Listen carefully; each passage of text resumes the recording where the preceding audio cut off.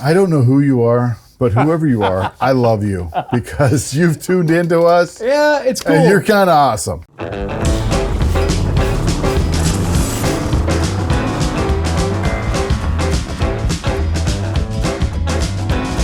So, guys, here we are. We're another fun-filled adventure with Moto Stories with Unkie Phil.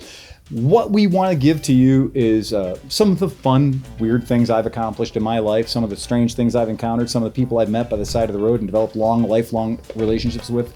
But more, we do want to give you the occasional hot tip. We're going to give you a little something to make your life better. A nugget of wisdom. Yeah, right, exactly. And one of the things that we see a lot of people kind of approaching in this time of the year for us, which is literally winter. Cold as balls winter. So the big thing here is people keep adding stuff to their motorcycles. They keep adding, look, China will make you as many plug-in things that you want to make you hotter, louder, more attractive for your motorcycle, but can your motorcycle actually take it? Because the car battery is pretty big. Yeah. The motorcycle battery is not so big. Not so big. Yeah. And the motorcycle, when it left the factory, it was just doing everything it could to keep the battery charged, keep the motor running, maybe feed your fuel pump if you got a fuel-injected motorcycle. Basic life support for the bike. And then when you flip that switch and all those turn signals got to come on at the same time. Because, I mean, motorcycle engineers are authorities in efficiency. Yes, they are. So they build it to be as efficient as possible. Which You mean, means, when you say efficient, do you mean cheap? Yes. Okay, all right, just making sure. Yeah. There's a lot of that. And they don't put any extra electrons in the package. I mean, an extra ounce of copper. That could really kill you over 10,000 motorcycles. So there's a thing in your motorcycle where the power comes from that is not the battery. I know. What could that be? So what they're doing is they're taking that internal combustion process there and the boomity boomity and the spinny spinny, and they're finding a way to make electricity come out of the boomity boomity and the spinny spinnies. Electrons. And they have figured out how to do that by moving pieces of metal past magnets. So so basically, if you're going to have what is called a... Dude, I love these words. It's a stationary rotor. If it was stationary... Stationary rotor. But the rotor should be moving. I know! Isn't that cool? Okay. Yeah, okay. So the crank is moving, and the rotor part becomes stationary, and the crank moves in the middle, and they call it a stator. Okay. Isn't that cool? Stationary rotor. I just love that crap. Mm-hmm. And the stator has to do a lot of stuff, right? It's got various autonomic features that it has to fulfill. One, it has to support the spark of a motorcycle. It also, in most cases, with anything that has an electronic ignition, it also has to provide the trigger for when the spark will happen. Yep.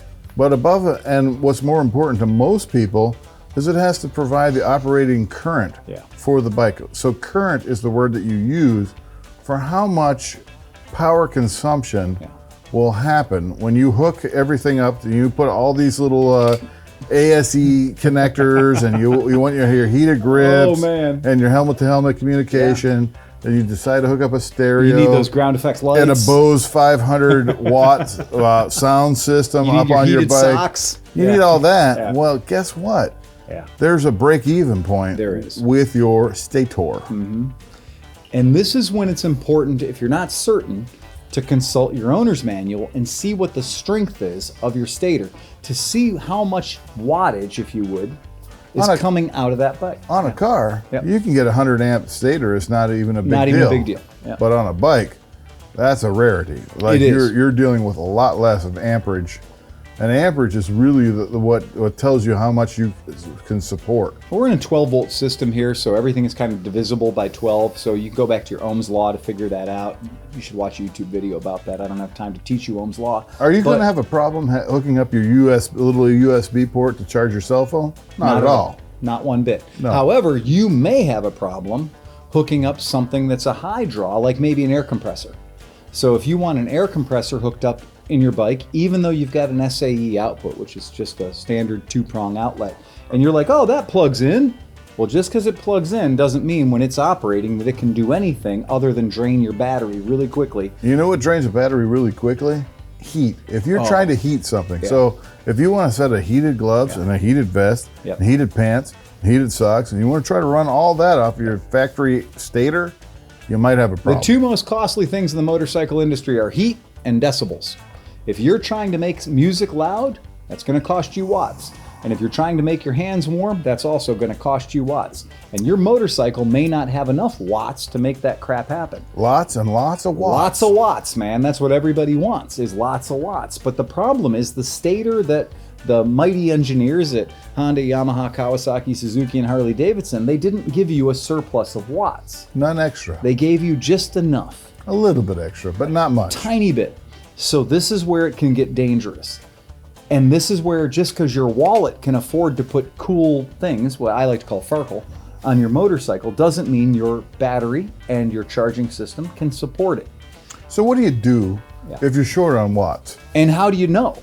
And how do you know? So there's the first thing you can do is I would recommend taking a little voltmeter, something cheap from Harbor Freight you might have even got for free on a coupon, and hook that up to your battery when your motorcycle's running. And you'll see something. When the battery's sitting there just normal, you see like 12.6 volts, something like that. And then when you start the motor up, you might see like 14.2.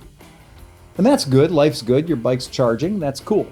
When you start adding things to it, and when you get to the point where you're adding things to it, and that 14.2 number starts to sag, when you get that number to be down in that 13 to 12.5 range, you got a problem. That's probably the easiest way to do it, because most people have a voltmeter and everything, and that's relatively easy to check. Voltmeters are cheap. If you want to be more sophisticated, you get what is called a DC amp clamp. Yeah, that's right. So you can hook that over your positive cable to your battery. That's right. And you can actually measure the amps draw on your battery. That's right. So that's a little bit more accurate, and it's actually reading the draw and everything. But bottom line is, if you're reading your voltage going down while your bike is at your battery at idle, you got it. You got a problem. You got a problem. That's a Back problem. up. Take 2 giant steps backwards. Unplug some crap. Because what's going to happen is when you're on the road and you got all that disco machine going, and you got your hot feet and you got your hot torso and you got your tunes jamming and everything's cool. Hey, good looking. I'll be back to pick you up later. What's going to happen is in 15 miles, you're going to have a battery that's DOA.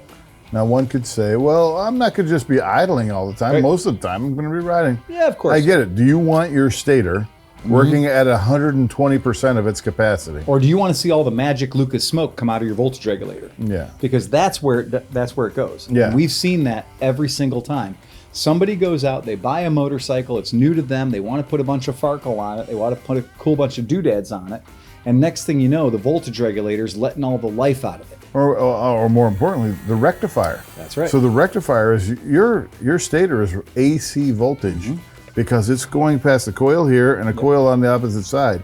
So as a fixed magnet or an induced magnet goes past that, it's making AC voltage. That's right. That has to be rectified by a rectifier regulator, and at some point it gives up. Do you mean a regulator rectum fryer? Rectum fryer. Yeah, exactly. So watch your rectum fryer.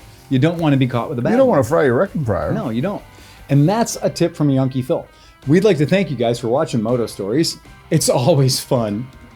We do enjoy it. I don't know who you are, but whoever you are, I love you because you've tuned into us. Yeah, it's cool. And you're kind of awesome. It is kind of saying. cool. Look, we've been doing this for a minute. Honestly, we started many, many years ago in the garage while we were working on motorcycles. And one of our idiot friends came over and said, "You guys are hilarious. You should record this." And somebody else said, "Well, you actually give out decent information." So this was really an excuse for us to smoke and drink and have a good time. But it's evolved into, like, you know, having, like, we actually help each other. We learn a little bit as we're going along. And we invite you guys to come in and share the virtual campfire with us. And we really want to bring new people into motorcycling because forever, I mean, even back to the first podcast, back to day one, we always thought that, you know, we weren't bringing enough new young crowd in here. So if you're a young person and you want to know something about motorcycles, please tune into us because we'd love to help you. And leave us comments about stuff you want to know about, because we can approach it in our own inimitable way and give you information that you might not get out of a Chilton's or a Haynes kind of thing. We might make it fun, and if we can give you a we're giggle, gonna fucking make it fun. Okay, cool. And then you'll come back, right? So that's it. If you need to get in touch with us, go for Moto Stories with Unkie Phil at gmail.com. I know it's long, but it's distinguished. And we're going to give you answers to your questions. And if it's really, really good, we'll do a whole episode based on that. So no problem with no that. problem at all. We'll do that. So as we always like to say, ride fast and take chances. Play us out, Johnny. We always yell at Steve, press the red button, press the red button. And he presses the red button and we stop. It's great.